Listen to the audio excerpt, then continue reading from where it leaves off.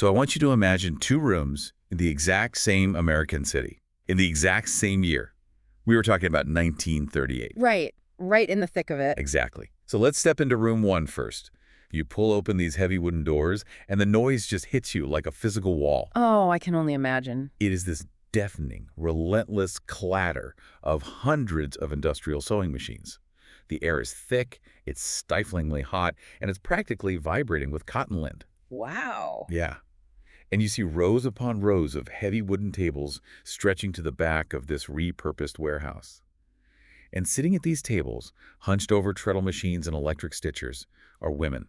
Hundreds of them. All doing the same thing? All doing the same thing. They're all on federal relief, taking these massive, endless bolts of cheap government cotton and transforming them into plain shirts, simple dresses, heavy bedding. And all of that is going straight back to the poor. Right. Yes. Boxed up and handed out to families standing in bread lines across town. Yeah.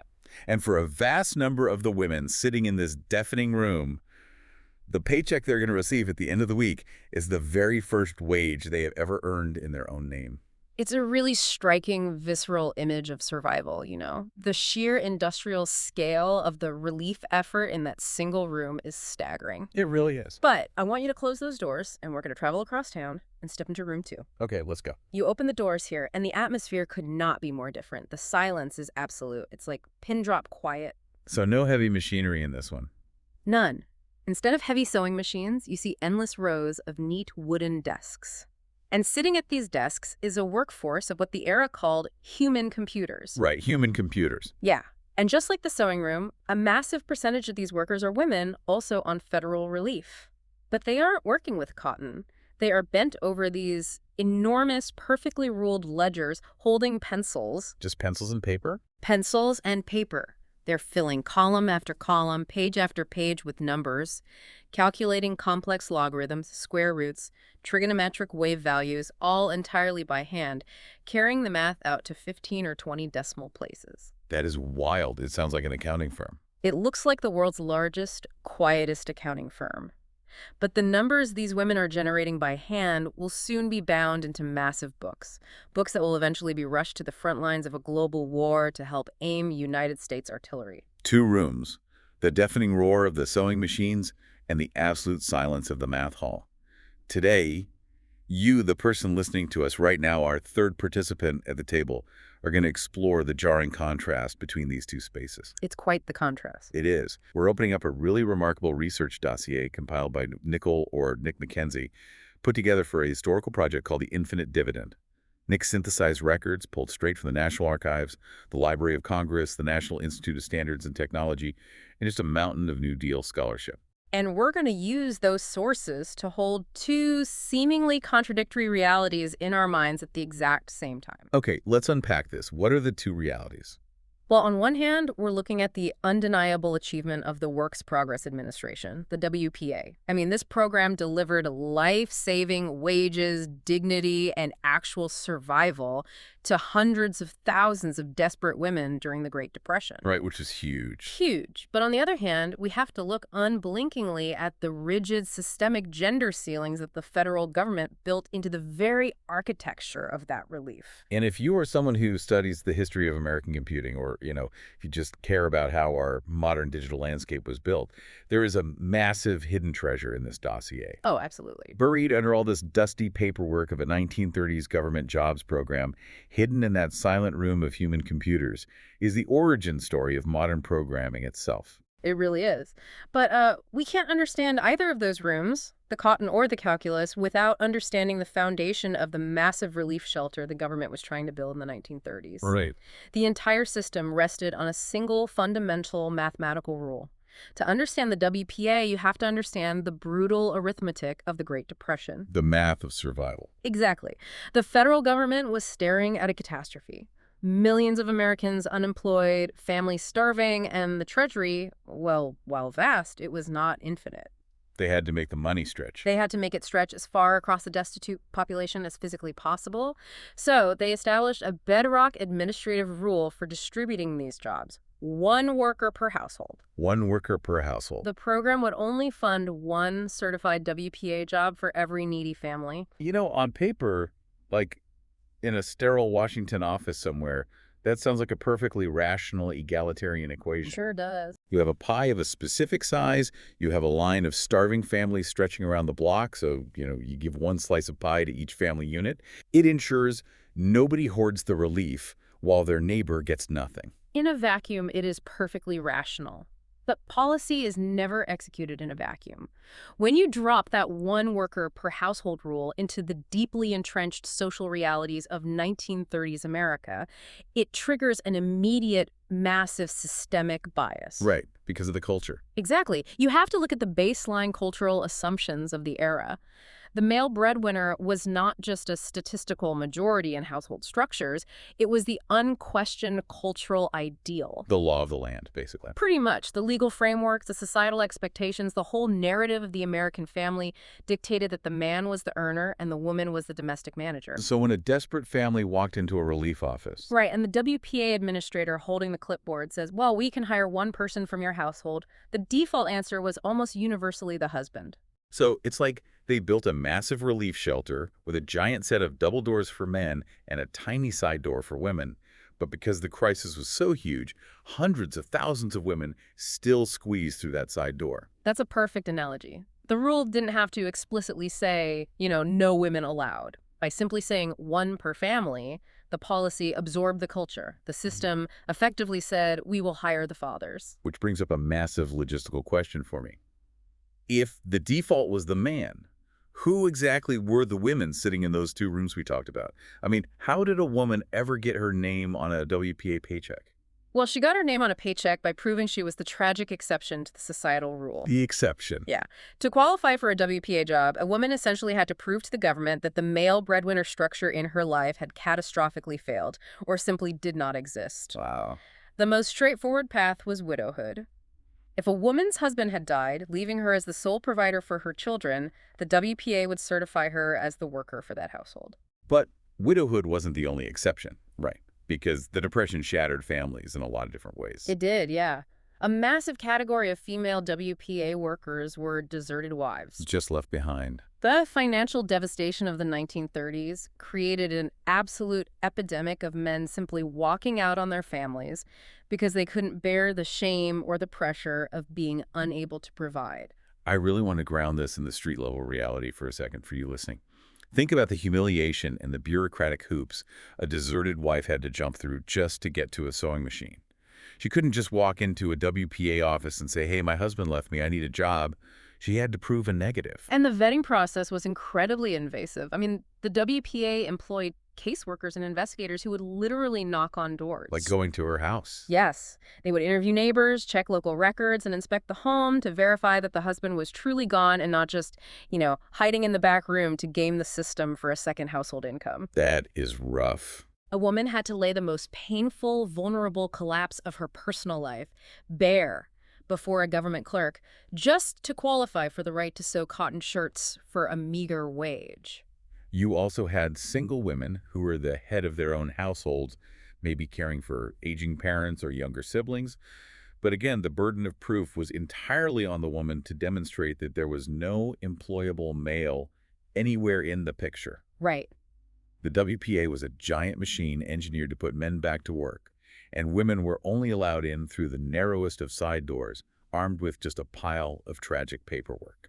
But despite the narrowness of that door, the sheer crushing scale of the economic collapse meant that the exceptions numbered in the hundreds of thousands. Yeah, let's talk about the numbers, because the numbers in Nick McKenzie's dossier are really arresting. They are. Despite being structurally designed for men, the WPA inadvertently transformed into the largest employer of women the federal government had ever operated in its history. Which is wild when you think about it. Yeah, it is. So what are the actual numbers we were talking about here? Because largest employer could mean anything. So across the lifespan of the program, there were roughly 450,000 women on the WPA rolls at any given time. 450,000. Yes. And during the peak of the program, right around 1938, that number surged to nearly 600,000 women holding federal jobs. That's a massive workforce. It is. Now, the dossier rightly cautions that we have to treat these numbers as well-supported approximations rather than like a rigid down-to-the-digit census. Right, because the WPA was chaos. Total chaos. It was a sprawling beast. Funding ebbed and flowed with congressional moods. Projects were seasonal. Accounting methods shifted over the program's 8-year lifespan.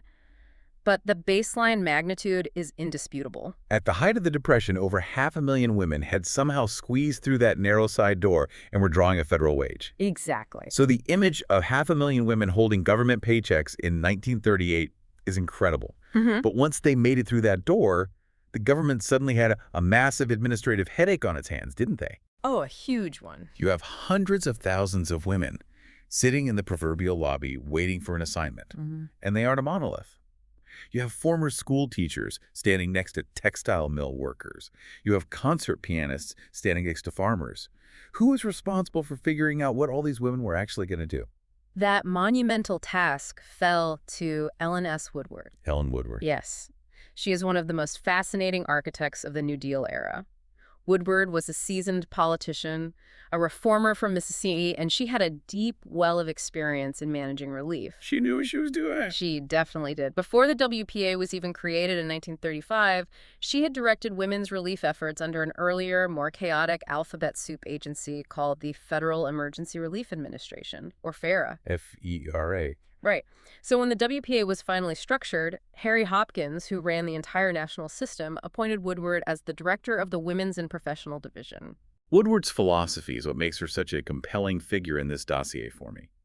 She looked at the incredibly narrow scope of what society deemed acceptable relief work for women, and she refused to accept it as a law of nature. She treated it as a logistical problem. Yes, a problem she could solve. She looked to the reality of those 500,000 women, the sheer diversity of human capital, and she wanted to build an infrastructure that actually matched their real-world skills rather than just forcing them all into a generic box. Woodward was ambitious, and she was pragmatic. She sat down and drew up a comprehensive, highly detailed administrative proposal. She cataloged roughly 250 different job categories that she firmly judged to be suitable for women on relief. 250 distinct categories. Think about the breadth of that. It was an attempt to mirror the actual American workforce. Her list included obvious domestic roles, but it expanded far beyond that. She proposed projects that would utilize librarians, laboratory technicians, statisticians, painters, public health nurses, researchers. Which makes total sense. Right. She was trying to build a relief system that recognized that a woman who had spent 10 years working as a bookkeeper before her bank collapsed probably shouldn't be handed a mop and a bucket if her clerical skills could be put to better use for the country. Okay, so she walks into the WPA administrative offices, presumably sitting down with Harry Hopkins and the regional directors. Yeah. And she slides this massive 250 category portfolio across the desk. This is the blueprint for a modernized, dynamic female workforce. What happens to that list? It hits an impenetrable administrative ceiling. Oh, no. The men running the overarching apparatus of the WPA, the administrators holding the purse strings and managing the political optics, rejected nearly all of it. Yeah. They took her 250 categories and brutally pared them down to the bone. Because Hopkins gutted the vast majority of those job categories, Woodward was suddenly left with hundreds of thousands of women in her division and almost nowhere to put them.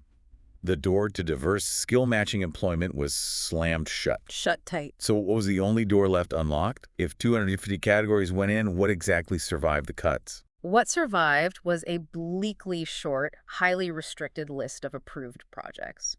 Almost without exception, the work that the administrators greenlit for women was chained entirely to traditional domestic labor. Right. You had sewing, which immediately absorbed the lion's share of the workforce. You had the industrial canning of surplus relief foods, mattress making, book binding in libraries, the preparation of school lunches for destitute children, childcare in public nurseries, and training programs for domestic service. Every single one of those approved categories, sewing clothes, canning peaches, feeding kids, watching babies, sweeping floors, is just taking the unpaid, invisible labor that women were already expected to do in their own homes, moving it into a drafty government warehouse, and attaching a meager federal paycheck to it. That's exactly what it was. But if we connect this to the bigger picture, we have to analyze the mechanism behind that rejection, because it reveals everything about the structural limits of the New Deal. Right, it's not just bad guys in a room. Exactly. It's tempting to look back at the WPA administrators who slashed Woodward's list and view them as cartoonish villains intentionally plotting to hold women down. Right. But the reality is much more systemic. It's structural. The administrators were simply operating within the immovable cultural boundaries of 1930s America. The idea of a woman doing heavy engineering or construction or managing complex logistical supply chains was so alien to the mainstream cultural consensus that it didn't even register as a viable political option. Because the WPA was a pretty fragile political entity, right? Yeah. It was constantly under attack by conservatives in Congress who thought it was a massive waste of money, or worse, creeping socialism. Oh, they were terrified of bad press? Hopkins and his team had to be. If they started putting women in hard hats or funding them to do work that challenged the male unions, they risked the funding for the entire relief apparatus. They basically codified the era's social constraints into policy because it was the path of least political resistance. And this creates the profound tension that defines Ellen Woodward's legacy and really the legacy of the entire women's division. Yeah. On one side of the ledger, Woodward fought a brutal bureaucratic war and successfully delivered genuine employment, dignity, and literal survival to hundreds of thousands of women who had absolutely nothing. She saved lives. She did. But on the other side of the ledger, the very system she managed routed those women directly back to the domestic sphere. The relief was real, the money bought real food, but the ceiling was incredibly low. So let's track the cause and effect here. The administrators gut the 250 categories. Woodward is left with a massive workforce and a tiny list of approved domestic tasks. How does that administrative bottleneck manifest in the physical world? It forces the creation of a staggering physical infrastructure, the 9,000 WPA sewing centers. Because the vast majority of alternative employment options were eliminated, this massive influx of desperate female workers had to be channeled somewhere. The sewing room basically became the ultimate administrative catch-all. It became the signature project of the women's division simply by default. And the scale of this default option is hard to overstate. The dossier notes that at the absolute peak of the program, 56% of all women employed by the WPA were sitting in those sewing rooms. Over half. Over half. You have hundreds of thousands of women, day in and day out, running treadles. Why was the government so willing to go all in on sewing? Beyond the gender bias, what was the administrative logic that made the sewing room the golden child of the WPA? Well, it satisfied every single requirement of a perfect government relief project. Okay, let's break that down. First, from an administrative standpoint, the WPA assumed that the work required absolutely zero specialized training. Right. The cultural assumption of the 1930s was that every woman, by virtue of being a woman, already possessed baseline sewing skills. Which is quite an assumption. Oh, definitely. But because of it, the government didn't have to spend precious relief funds on elaborate training programs or specialized instructors or lengthy onboarding processes. You could take a woman out of a breadline on Monday, sit her at a machine on Tuesday, and she was instantly productive. I mean, I'm sure the reality was that many of these women had never operated a heavy industrial machine before, but the government just assumed women know how to sew. And that assumption saved them millions in training costs. Precisely. The second factor was the cost of materials. The government could purchase massive surplus stockpiles of raw cotton for pennies on the dollar. So it's cheap. Very cheap. Third, and this is crucial to the internal logic of the New Deal, the sewing rooms created a perfectly closed loop of poverty relief. A closed loop. Meaning what? Meaning the women in the rooms were destitute. They were taking cheap materials and turning them into basic utilitarian garments, shirts, dresses, winter coats, bed sheets. Those finished goods were not sold. They were boxed up and distributed directly back to the millions of other destitute families on the relief rolls. The poor were manufacturing survival gear for the poor. Exactly. And there is a fourth pillar to this logic, which was the golden rule of the New Deal. Do not anger the private sector. Never anger the private sector. The Roosevelt administration was terrified of government programs competing with private businesses. The WPA couldn't build radios or manufacture consumer cars because the private corporations would have screamed that the government was stealing their market share. But the sewing rooms bypassed this entirely, didn't they? They did. The private textile and garment industries had zero interest in the WPA's demographic. The families receiving those stiff, plain cotton shirts had no money. Right, they weren't buying anything anyway. They had zero purchasing power. They were never going to walk into a department store and buy a shirt. So the private sector didn't view the WPA sewing rooms as competition. It was a completely segregated economy. So by every bureaucratic metric cost, training, closed-loop relief, and political safety, the sewing room was a masterpiece. But we have to look at what this masterpiece actually did to the women trapped inside it. This brings us to a massive duality in how these WPA wages interacted with the gender norms of the Great Depression. Because earning a paycheck is fundamentally empowering. There's no question that the mere act of receiving a reliable federal wage challenged the traditional dynamics of the era. Right. A woman bringing home money had financial agency. She was the one keeping the lights on. She was the one buying the groceries. In households where the male earner had vanished, or in communities where the traditional family structure had collapsed, the WPA paycheck elevated the woman to the undisputed head of the household. It gave her a tangible economic power she had likely never possessed. Yes, but, and here's the tension, the work itself, the actual daily labor, did nothing to advance her economic mobility in the long run. So what does this all mean? It means it was a career cul-de-sac. A cul-de-sac. You're burning gas, you're doing heavy, repetitive labor every single day, you're putting miles on the odometer. But when the WPA finally winds down and you turn the engine off, you are dumped back into the exact same spot in the private market. You haven't gained any new leverage. It's a devastatingly accurate way to view it. A woman could spend 5, 6, 7 years sitting at a WPA sewing machine. She survived, which was the primary goal. But when the economy recovered and the relief programs evaporated, what did she have to show a private employer? Nothing new. Right. She hadn't learned accounting. She hadn't learned advanced manufacturing. She had simply performed the domestic labor she was already assumed to know, just at an exhausting industrial volume. The work preserved her life, but it preserved the status quo of her economic potential. And this cul-de-sac dynamic applies to all the other approved tracks, too. The canning, the lunches. Exactly. The women canning peaches or serving school lunches were in the exact same holding pattern.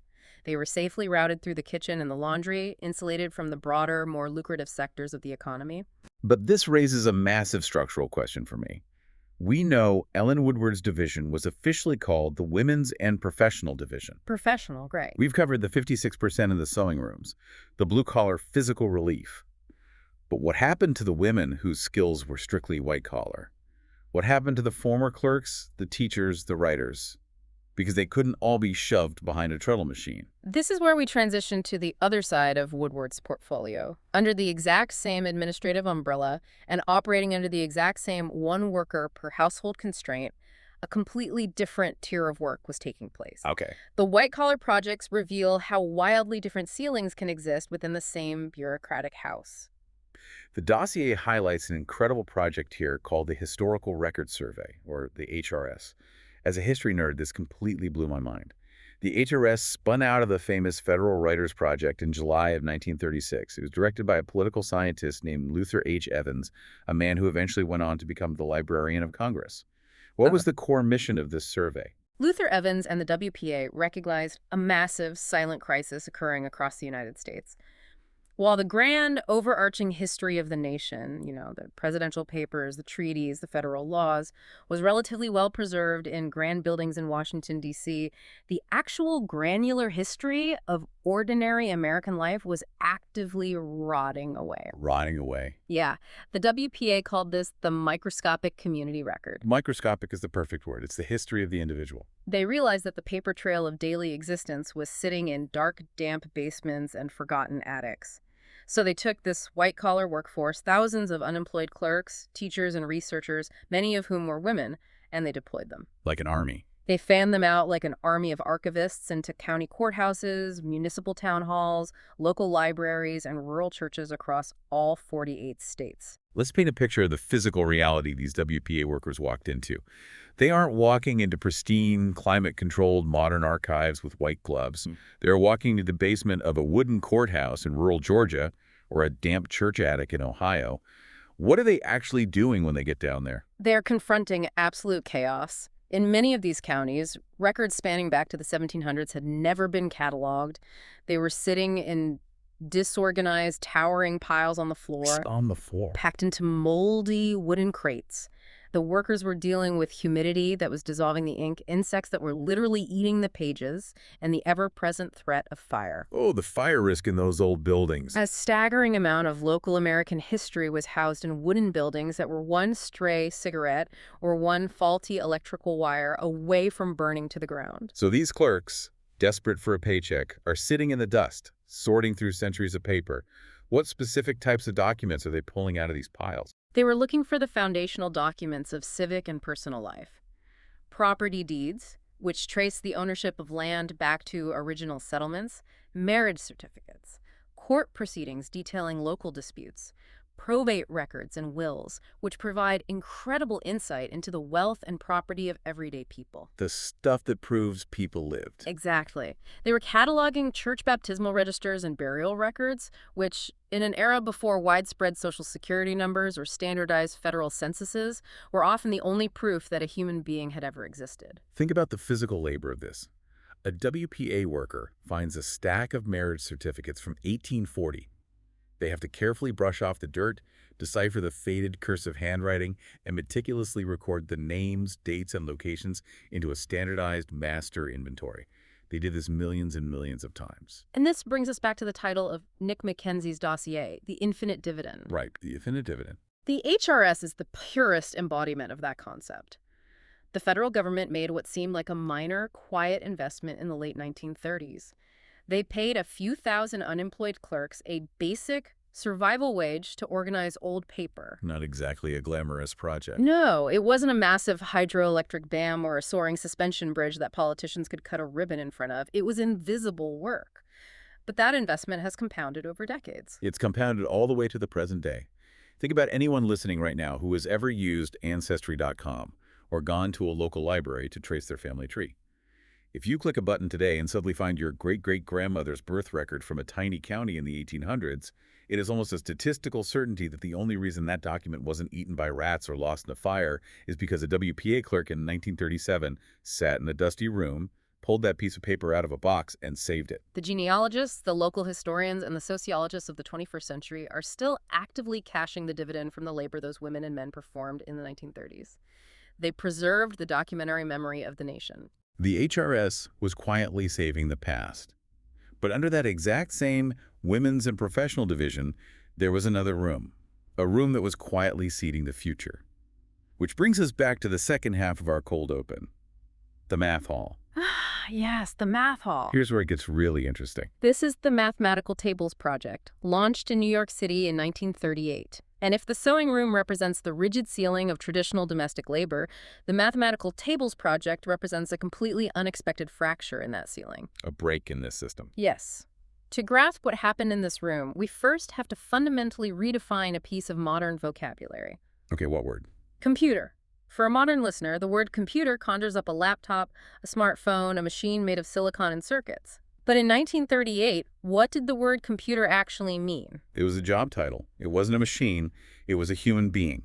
A computer was simply someone who computed. Exactly. When the WPA established this project in New York, their goal was to generate highly complex mathematical reference tables. To do this, they assembled a massive workforce of about 450 human computers. 450. And following the demographics of the white-collar relief roles, a vast number of these human computers were women, working alongside unemployed male clerks and individuals who possessed a baseline capability for arithmetic. So you have a cavernous room in New York City filled with 450 people who are desperate for a relief wage, sitting at desks with pencils. The logistical nightmare of this is staggering. How do you organize 450 people to do advanced mathematics by hand without the entire system collapsing into a chaos of errors? Who is leading this operation? The project relied on a fascinating dual leadership structure. The administrative and overarching technical head was a physicist named Arnold N. Lowen. He managed the bureaucracy, the funding, the grand objectives.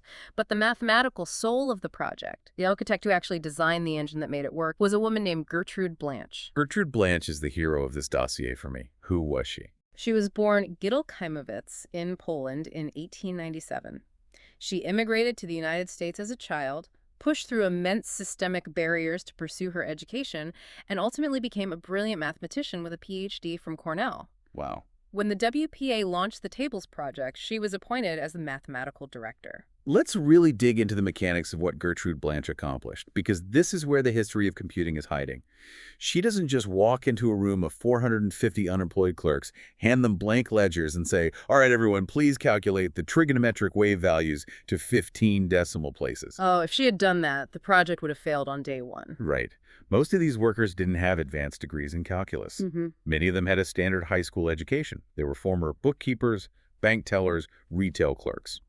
So how does a brilliant mathematician take a workforce with basic arithmetic skills and force them to generate flawless, incredibly complex, higher mathematics? She did it by fundamentally restructuring the nature of the math itself. How so? In the field of numerical analysis, calculating a complex function like a logarithm or a sine value to high precision requires immense mind-bending formulas. But mathematically, through concepts like Taylor series expansions, you can take a massive, curving, complex mathematical wave and break it down into thousands of tiny, straight, flat lines. I love that visual. If you zoom in close enough on a curved hill, the ground right under your feet looks completely flat. You can build a house on it.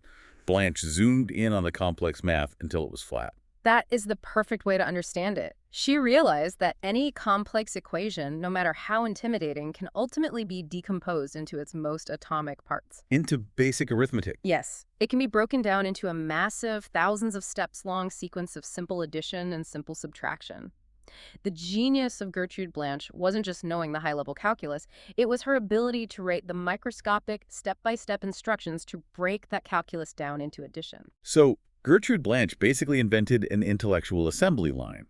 Instead of passing a car chassis down a line to bolt on doors, they were passing mathematical equations down a line to bolt on decimals. Yes, exactly. What's fascinating here is that she organized the 450 workers into highly specialized groups. Group A would receive a worksheet. Their entire job all day long was to perform a very specific set of addition based on Blanche's instructions. Just addition. Just addition. They didn't need to know why they were adding those numbers or what the final logarithmic value would be. They just needed to add them perfectly. Once Group A finished, a runner would take that worksheet and physically pass it to Group B. Group B's only job was to take Group A's sum and perform a specific subtraction. Then they passed it to Group C, who might multiply it by a constant. It's a massive biological machine. But, human beings aren't machines. They get tired, they get distracted, they drop their pencil. If you have an equation that takes 1,000 steps of manual addition and the guy at desk 47 forgets to carry a 1, the entire final answer is corrupted. How did she prevent human error from ruining the books? Blanche was obsessed with error prevention, so she built rigorous cross-checking directly into the assembly line. It wasn't just a single line of desks, it was a massive interwoven web. How did the web work? She would have two entirely different groups of workers calculate the exact same mathematical value, but she would give them slightly different sequences of operations to get there. At the end of the line, the final numbers from both groups had to match to the exact decimal point. It's like having two people walk different routes through a city, but they have to arrive at the exact same address at the exact same time. If they do, the map worked. Exactly. If the numbers matched, the result was verified and recorded. If the numbers diverged even by a single digit in the 15th decimal place, the line stopped. The whole line. The whole line. The supervisors would trace the worksheets backwards, step by step, desk by desk, until they found the specific addition error, corrected it, and restarted the line. Think about the sheer anxiety of being a worker on that line. You are desperate for this paycheck. You know that the integrity of the entire room rests on your ability to add two numbers correctly. It must have been an incredibly high-pressure, focused environment. The silence in that room wasn't just because they were concentrating. It was the silence of a machine humming perfectly. And this is where we make the leap from 1938 to the modern world. Because what Gertrude Blanch was doing, decomposing a massive, complex goal into a reliable sequence of microscopic, simple operations and executing them step by step, is the exact conceptual ancestor of computer programming. When a software engineer sits down today and writes code in Python or C++, they are creating an algorithm. They are writing a sequence of tiny binary instructions for a silicon processor to execute. Gertrude Blanch was writing algorithms, but she didn't have a silicon microchip to process them. Her processor was made of 450 unemployed human beings sitting at wooden desks. It was a pre-electronic computer built entirely out of people running algorithms written by a brilliant mathematician. So this human machine is humming along in New York, churning out these flawless calculations. What is the physical output? What are they actually producing at the end of the line? The output was physical books. Massive, thick volumes of function tables. endless pages of logarithms, exponential values, and probability functions. Which probably looked totally bizarre to a regular person. Oh, to a politician or a casual observer walking into the room, it probably looked like a completely abstract academic exercise, a way to keep clerks busy so they could justify paying them a relief wage. And if history had played out differently, maybe those books would have just gathered dust in a university basement somewhere. But the timeline changes everything. They launched in 1938. By 1939, the war in Europe begins. By 1941, Pearl Harbor is attacked. The WPA begins to wind down its relief operations, not because the Depression naturally faded, but because the global economy is catching on fire and the United States needs a war machine. The outbreak of World War II completely altered the destiny of the Mathematical Tables Project. Suddenly, those abstract volumes of numbers weren't academic decorations. They became vital military assets. How does a book of logarithms help fight a war? Think about the terrifying technological leap that occurred during World War II. You were dealing with radar, long-range bombers, advanced navigation, and crucially, long-range artillery. If you are an artillery commander in the field and you need to fire a massive shell at a target 5 miles away, you can't just point the barrel and guess. The trajectory of that shell is affected by an incredibly complex array of variables.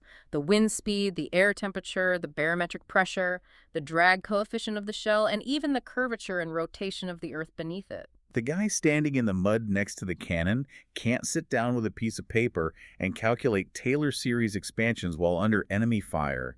He needs the answer instantly. He needs a ballistic table. He needs a manual he can flip open. He looks at the temperature column, matches it with the wind column, finds the exact coordinate, adjusts the angle of his gun, and fires. And those tables came from? The calculations inside those ballistic tables, the flawless 15 decimal point math that ensured the shell hit the target and not Allied troops, were generated by the human computers. The techniques that Gertrude Blanch pioneered to keep unemployed clerks busy suddenly became the computational backbone of the war effort. The civilian relief project transformed into a military intelligence asset. And it didn't stop when the war ended, did it? No, it didn't. The expertise cultivated in that room was too valuable to disband. The core personnel and the methodology transitioned into the National Bureau of Standards. Right, the NBS. They became the crucial bridge between the era of human calculation and the dawn of the massive, room-sized electronic computers like ENIS. This brings us to the ultimate, staggering contrast of the deep dive. Let's pull all the way back and look at the two rooms from our cold open again.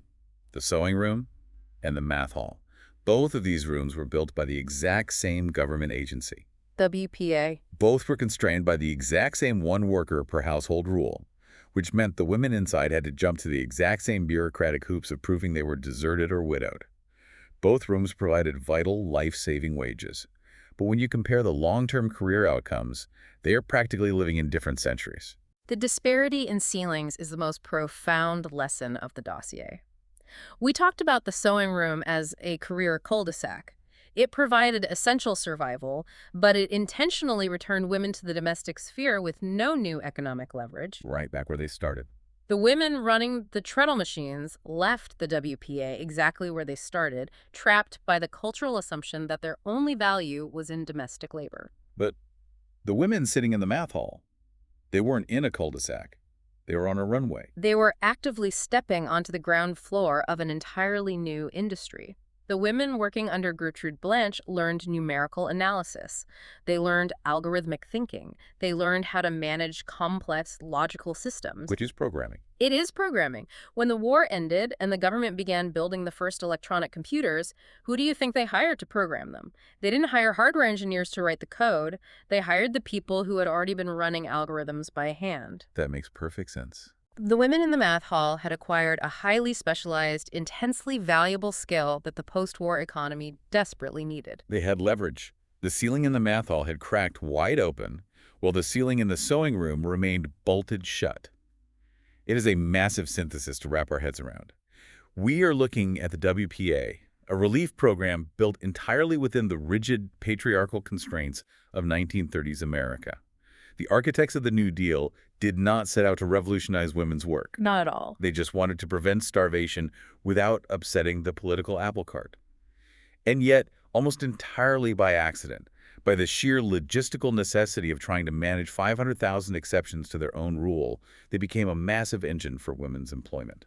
Through the Historical Records Survey, they inadvertently saved the granular microscopic documentary history of the United States from rotting into dust. Yeah. And through the Mathematical Tables Project, simply by trying to find a quiet desk job for unemployed clerks, they laid the conceptual and algorithmic foundation for the entire computational age we live in today.